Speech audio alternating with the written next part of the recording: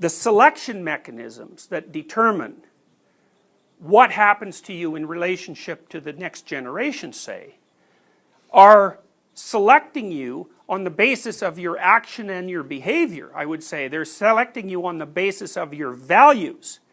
So, because, you know, if you're an idiot, say, and you go charging after a lion and the lion eats you, then the nature of reality, so to speak, is rendered a judgment on the value structure that sent you down that particular path, right? And so you're being selected by natural forces as a consequence of your behavior. Now, and then we can extend that argument, especially in the human case, or in the case of any organism that's also subject to sexual selection. And human beings are tremendously subject to sexual selection. Now, Darwin was a great believer in sexual selection. You know, he thought it was at least as important as the selection of the organism by the natural environment, whatever that is. But, you know, biologists really had a hard time with that, and they kind of ignored sexual selection for like 100 years, which is quite interesting.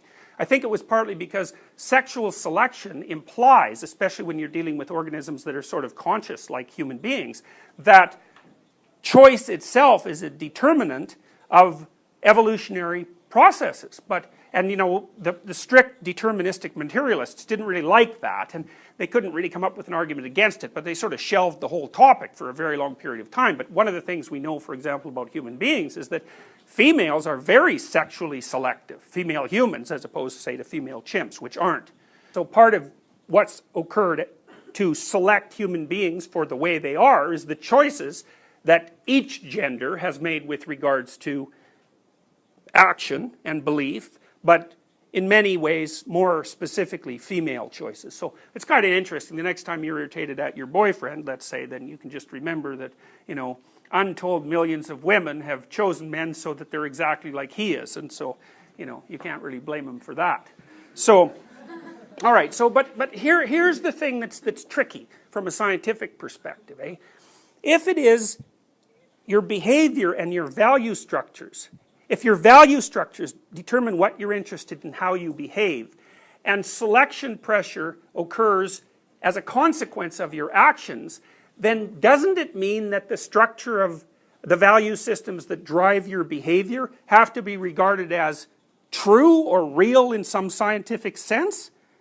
Because the Darwinists basically say, look, the best solution is the solution that you embody. There is no higher solution than that.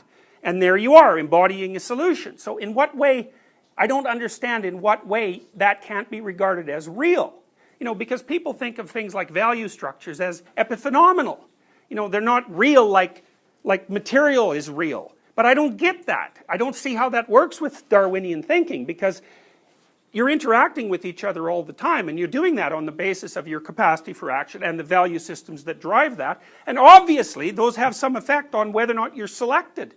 By women, say, or by men for that matter, but also by the natural world. So it looks to me, at least you can make a case, that the deep value structures that drive us, that are deep parts of our psyche, and I'll try to also demonstrate to you that those exist beyond question. I already think that question is answered, but you know, there's no blank slate theorists left, right? Everybody knows that you come into the world with an a priori structure. It's like that a priori structure was selected. So in what way is it not true? I could say, well, it's as true as it gets. Well, it's not true like a materialist idea, but that's okay. You don't have to have... First of all, I don't think the materialist ideas of truth are the most fundamental ideas, because, as I said, in order for that truth to be relevant, it has to be grounded in a value system. And so there's a value system outside of science that science serves. Otherwise, we'd be completely... It would be insane for us to pursue it, you know. If we knew that science was going to lead to the demise of everyone on Earth, which it could, we wouldn't be motivated to pursue it. If you knew that science was just going to increase your suffering, if you're a scientist, it's like, well, you'd stop doing it if you had any sense. So then I would say, well, we pursue materialist truths for reasons that are non-materialist, and those reasons are just as real as the materialist truths, but they're a different kind of true. They're a seriously different kind of true. Yeah. So these selective value systems are giving us an idea of what's true in your theory. Does that mean what's It's a good question. You know, I would say they change at least to some degree, you know, because, you know, I don't know what values you share with the primate who was your ancestor and the ancestor of chimpanzees. But I would say there's no shortage of similarities. You know, I mean, first of all, we can understand chimps, you know, more or less. We can understand dogs. We can understand cats. My daughter had lizards, and the more social lizards, there are social lizards, by the way, you can kind of understand a social lizard. You know, so we certainly understand all mammals. And then there are other animals that we have deviated from at far greater spans of time. I like the example of crustaceans because I happen to know a little bit about lobsters for reasons that where my reading took me in a random direction. But like lobsters organize themselves into dominance hierarchies. If a lobster has lost a fight, then he like zooms into his little lobster place and like pouts for at least 20 minutes. He won't fight with anyone else during that period of time, and when he comes out he's like a smaller lobster, you know, because he sort of determines how big to be on the basis of the ratio of victories to defeats. And the mechanism that adjusts his posture, the successful lobster takes up more and more space because he says, I'm as big as I think I am, and that's based on my success in battle. That's serotonergically mediated as well. You know, and so when you see a human being that's like this, you know, taking up as little space as possible, you can think, well, there's a defeated lobster, because it's exactly the same mechanisms. And they're really fundamental in human beings, and you can't really change them, you know. Like, the way your brain computes your dominance affects how much positive emotion you have and how much negative emotion. And if you're way the hell down in the dominance hierarchy, or you feel that way, then you're going to experience way more negative emotion because your nervous system has calculated that the environment on average is very dangerous to you because you're barely clinging to the edge of reality.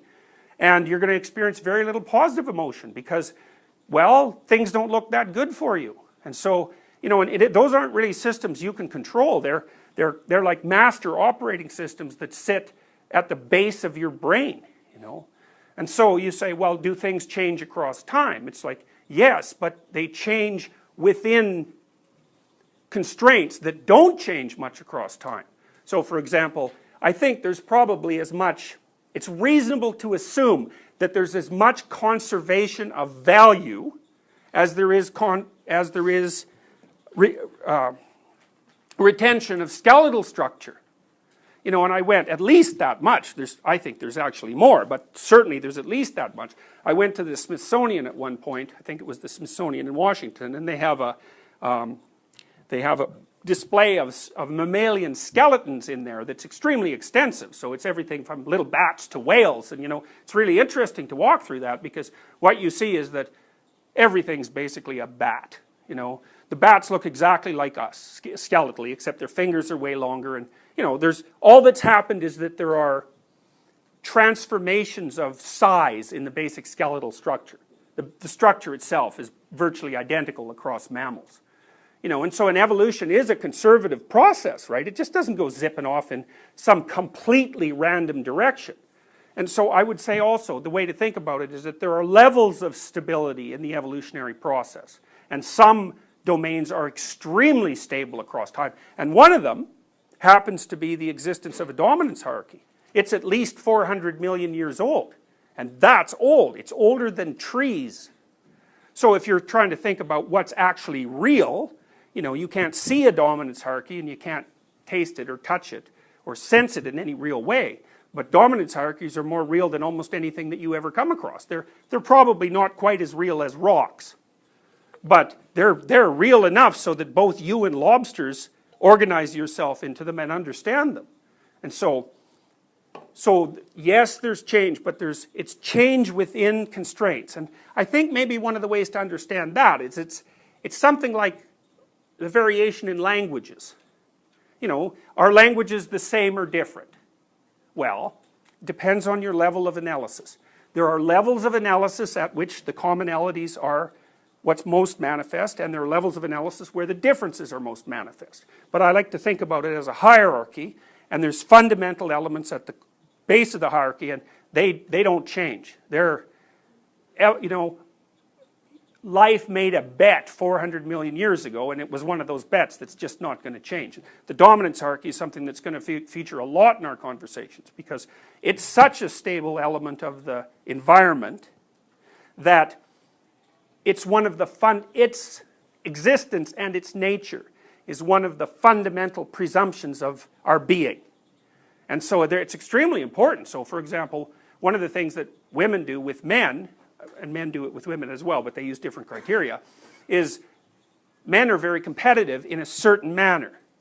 And the women assume that the guys who win are the better men, and they just peel them from the top. And so the dominance hierarchy, in part, female selection is one of the things that determines whether male genes of a particular type go into the future. But so is the structure of the dominance hierarchy. Because if you're at the bottom of it, I mean, good luck finding a partner. It's very, very unlikely unless it's random and impulsive. So, or involuntary.